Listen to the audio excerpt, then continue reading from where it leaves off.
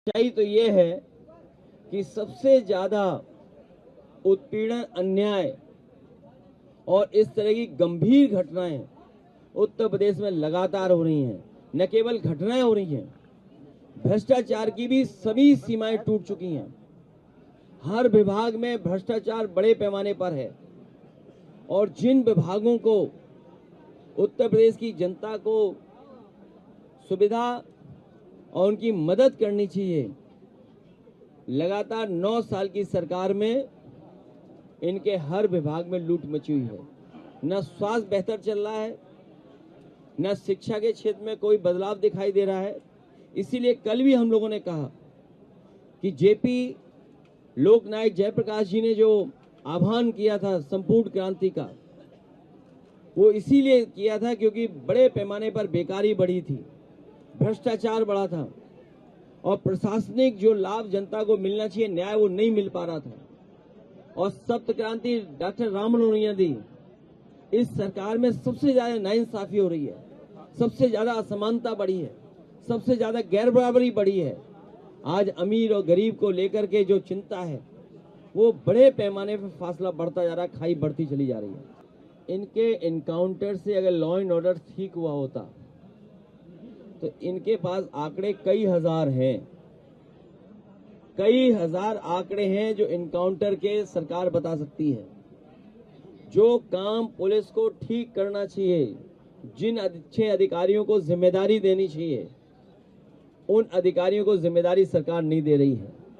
उन अधिकारियों को जिम्मेदारी सरकार दे रही है जो उनकी मनमर्जी का काम करें, उनको पॉलिटिकल लाभ पहुंचाएं। और आपके सामने उदाहरण है कानपुर का, एक व्यक्ति जो जेल में है वो मारा भी जा सकता है। मैंने ये सदन में भी उठवाया था कि ये सरकार जेल में मार भी सकती है। सच्चाई तो ये है कि सबसे ज्यादा उत्पीड़न, अन्याय और इस तरह की गंभीर घटनाएं उत्तर प्रदेश में लगातार हो रही हैं। न केवल घटनाएं हो रही हैं, भ्रष्टाचार की भी सभी सीमाएं टूट चुकी हैं। हर विभाग में भ्रष्टाचार बड़े पैमाने पर है और जिन विभागों को उत्तर प्रदेश की जनता को सुविधा और उनकी मदद करनी चाहिए, लगातार 9 साल की सरकार में इनके हर विभाग में लूट मची हुई है। न स्वास्थ्य बेहतर चल रहा है, न शिक्षा के क्षेत्र में कोई बदलाव दिखाई दे रहा है।